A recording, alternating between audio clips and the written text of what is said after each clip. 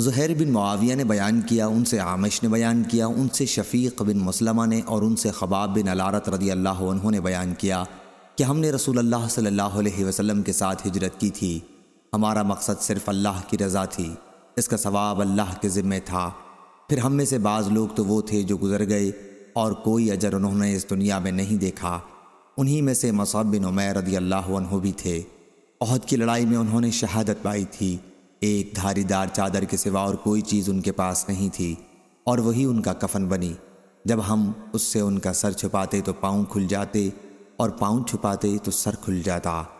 حضور صلی اللہ علیہ وسلم نے فرمایا کہ سر چادر سے چھپا دو اور پاؤں پر اذخر گھاس ڈال دو، یا حضور نے یہ الفاظ فرمائے تھے القوا علی رجلہ من الاذخر بجائے وجعلوا علی رجلہ الاذخر۔